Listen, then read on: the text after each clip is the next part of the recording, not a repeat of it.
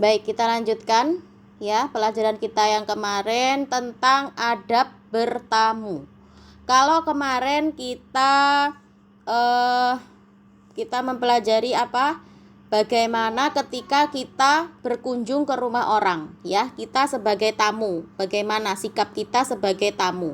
Harus apa? Harus mengucapkan salam dulu, ya, minta izin apakah boleh masuk rumah atau tidak. Terus kalau ditanya dari dalam rumah siapa, ya, jawab yang jelas, jawab dengan nama yang jelas, jangan hanya menjawab dengan aku, nggak boleh seperti itu ya. Terus apalagi kalau bertamu, ya, habis ketok pintu, habis mengucapkan salam, jangan berdiri di depan pintu, tapi apa, geser sedikit ke kanan atau ke kiri. Biar apa? Biar kalau ketika tamunya datang itu nggak langsung gitu. Tahu nggak maksudnya? Apa sih? Langsung ketemu muka gitu loh kan? Kadang ngagetin ya kayak gitu itu. Terus apalagi? Nggak boleh mengintip rumah orang, ya. Terus nggak boleh apalagi? Nggak boleh lihat-lihat dalam rumahnya orang.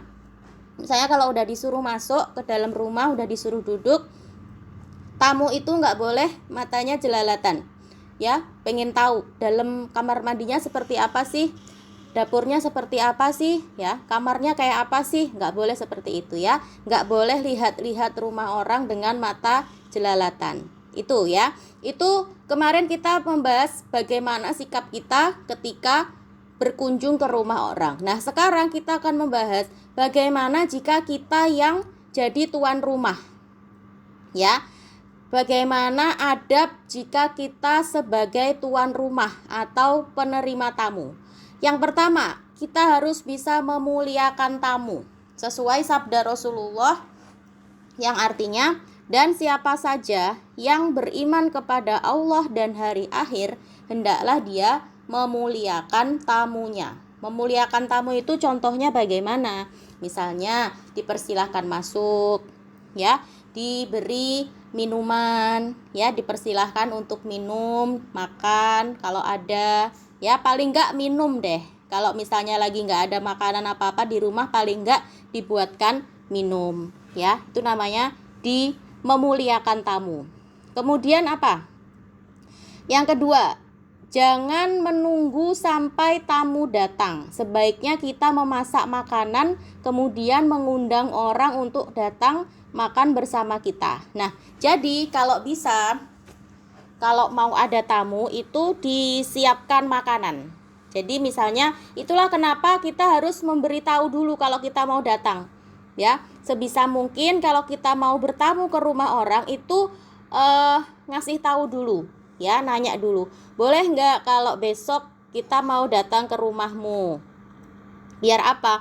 Biar yang punya rumah juga bisa mempersiapkan diri, ya, bisa masak dulu, bisa mempersiapkan makanan dulu untuk menjamu tamu, gitu ya. Jadi kalau bisa itu jangan bertamu mendadak, ya, tiba-tiba datang ke rumah orang, terus yang punya rumah tadi nggak siap, misalnya seperti itu, ya.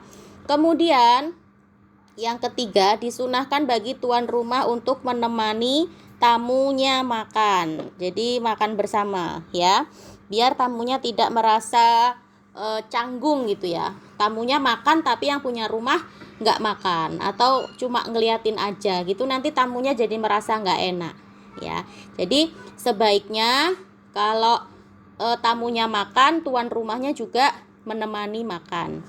Kemudian hak seorang tamu untuk dilayani itu adalah selama 3 hari. Jadi kewajiban kita sebagai tuan rumah untuk melayani tamu itu hanya sampai 3 hari. Setelah 3 hari, ya, setelah 3 hari maka sebenarnya bukan kewajiban kita lagi, ya kan? Tapi sebagai kebaikan saja. Oleh karena itu apa? Kalau kita mau bertamu ke rumah orang, sebaiknya tidak lebih dari 3 hari. Kalau mau menginap, sebaiknya tidak lebih dari 3 hari. Karena apa? Karena jangan sampai kita merepotkan tuan rumah. Nah, kemudian jangan sekali-sekali menyusahkan tamu, ya.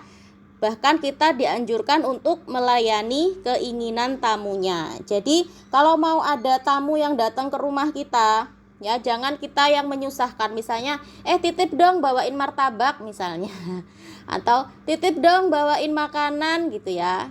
Jangan ya, jangan seperti itu ya. Jadi kalau bisa justru tuan rumah yang menyediakan makanan. Begitu. Kemudian selanjutnya, bila tamu akan pulang, maka disunahkan bagi tuan rumah untuk mengantarkan sampai ke pintu, ya. Jadi kalau tamunya mau pulang, kita sebagai yang punya rumah itu sebaiknya mengantarkan sampai ke pintu. Itu. Nah, itu tadi adab sebagai tuan rumah. Sekarang waktu bertamu. Kapan waktu yang baik ya untuk bertamu? Ada waktu-waktu yang harus dihindari. Ya, karena apa? Karena di waktu-waktu itu ada aurat yang harus dijaga. Jadi sebaiknya kita tidak berkunjung ke rumah orang kapan? Yang pertama, sebelum sholat subuh. Ya, hindari, harus jangan bertamu di waktu ini sebelum sholat subuh. Kemudian saat waktu sholat, misalnya maghrib ada tamu gitu kan, itu tidak boleh, bukan tidak boleh apa ya, tidak tepat gitu ya kalau kita bertamu saat maghrib atau ketika waktu-waktu sedang zikir atau membaca Al-Quran ya. Jadi kalau bisa waktu-waktu sholat itu jangan bertamu ke rumah orang. Kemudian selanjutnya waktu istirahat atau waktu ketika orang-orang itu kira-kira sedang tidur siang, sedang istirahat siang sepulang kerja gitu ya. Kalau bisa kita jangan bertamu di jam-jam itu. Dan yang keempat, setelah sholat isya ya. Setelah sholat isya biasanya orang sudah capek, sudah mau istirahat dan tidak mau diganggu lagi dengan kedatangan tamu. Jadi kalau bisa kita jangan bertamu ke rumah orang di waktu-waktu tadi itu ya, sebelum sholat subuh, ketika datang waktu sholat, kemudian pas jam istirahat, siang-siang itu waktunya orang istirahat, dan setelah sholat isya. Karena apa? Karena itu waktu orang untuk beristirahat. Kecuali kalau misalnya sudah janjian terlebih dahulu ya. Adanya waktu kosong di rumahnya misalnya habis sholat isya, ya sudah janjian misalnya kan, berarti sudah ada minta izin terlebih dahulu, boleh nggak datang ke rumahmu nanti habis isya? Oh boleh, silahkan, ya sudah kita boleh datang. Tapi kalau tiba-tiba datang itu sebaiknya dihindari ya.